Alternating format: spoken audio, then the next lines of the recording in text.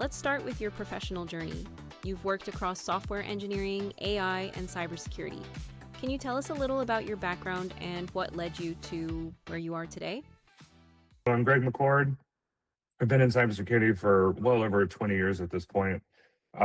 Started off my cybersecurity career after my first college back in Indiana, kind of doing pro bono work for different rural communities. So kind of interesting work.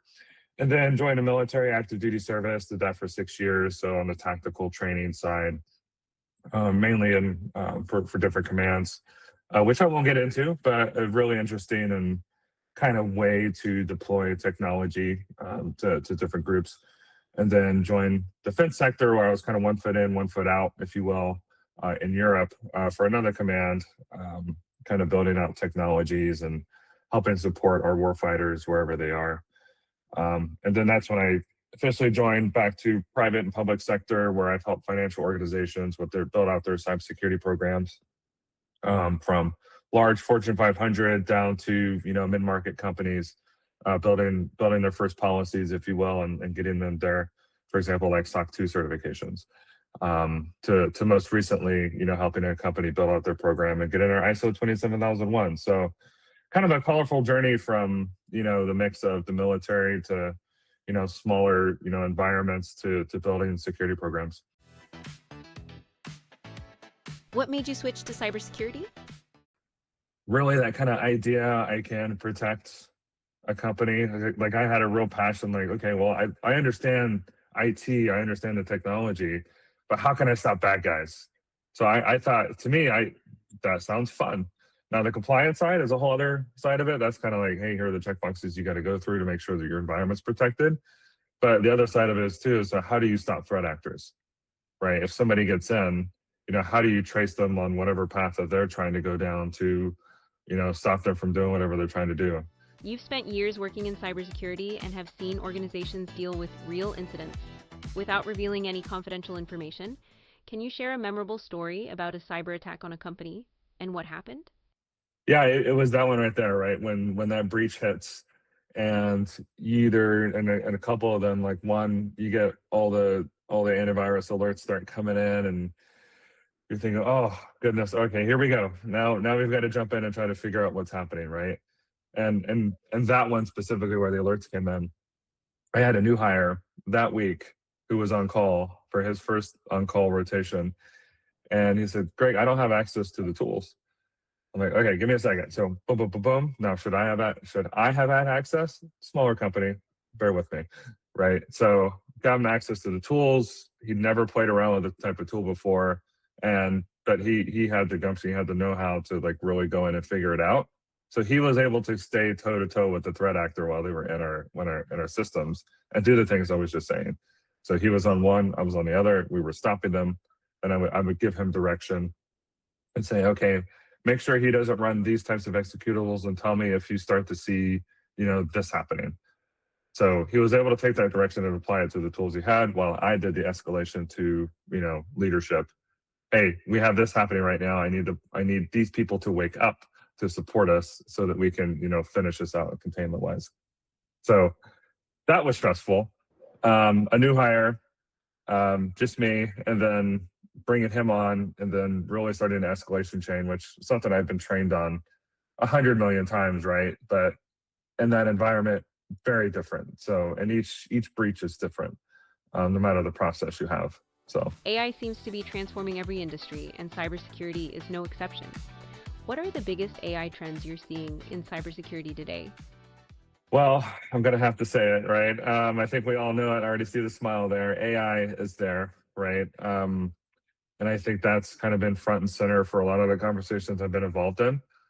Now, does that mean the core trends that we've seen in the past, the increase in breaches, the tooling's changed a little bit. Now we see GRCs kind of taking front and center stage on the governance compliance side versus individual spokes of it. Phishing is still the number one way to get in. That hasn't changed out of any of it, even though AI is around. Now AI is adding more to the phishing side and BEC. So I think what we're going to see is an incredible increase and how findings, are applied to an organization and if they're exploited. Um, I don't know if it's going to be something where, okay, AI is going to ruin us all type of. I've heard the doom and gloom, right? But I've also heard the other side of it too. Is it could it be a hype? And I think right now we're kind of that middle of the road where, AI is being used as a tool to help both the threat actors and companies. And there are quite a few people kind of in the middle there, making sure that there are frameworks, governance, making sure that we're leveraging AI responsibly and contextually and with the appropriate amount of permissions or permissibility, right? So those conversations are happening, and they're happening not quite as fast, but they're not happening at the speed of regulation. They're much faster than the speed of regulation. And that's the trend where I'm seeing now. But I will foresee that we're going to see individual employees building apps. Then we're going to start seeing looping a little bit, where things are just going to happen automatically based on certain criteria that you set. But everything still goes back on the fundamentals, like, okay, what can we apply? What does it have access to? Those types of things. But keep in mind, the frontier models have already demonstrated this, that they can find a way around it. And it's up to us to make sure that, we understand what those agents or models or what have you can do. And then you protect against that. Is it going to be perfect? Nope, but that's why we have incident response. With AI, automation, and readily available hacking tools, has the balance shifted even further in favor of attackers? I view it as advantageous, but if I view it as advantageous, so does a threat actor, right? And if you're going at the speed of your company and there's budget, you're already behind, right? Because threat actors don't care about your quarterly budget or your annual budget.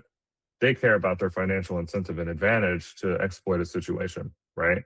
And to me, thinking as a threat actor for, let's say, a mid-market or small business, low-hanging fruit. Now I just got to pick which one I want. It's like shooting fish in a barrel, right? Because a lot of these companies absorb a substantial amount of risk. And when they finally bring in a cyber person that's specifically focused on cyber, they've got a lot of gaps to fill. Whatever their crown jewels are, or their critical, services and data, they got to really start closing that stuff down. But then again, you're not thinking about the guy who's, elsewhere remote, has a laptop that doesn't have MFA on their VPN. One way in that we don't necessarily think about because we focus on crown jewels, but it's just crazy how all it takes is one, and you're behind the bell curve. So it's tough, right? So we as cyber professionals have to operate at the speed of business and speak the language of business. But that doesn't operate at the speed of the threats that are out there. And that's still that gap. And that's not something a tool can solve. It can help, don't get me wrong, but that's not something a tool can solve. And that's where culture really has to come in there.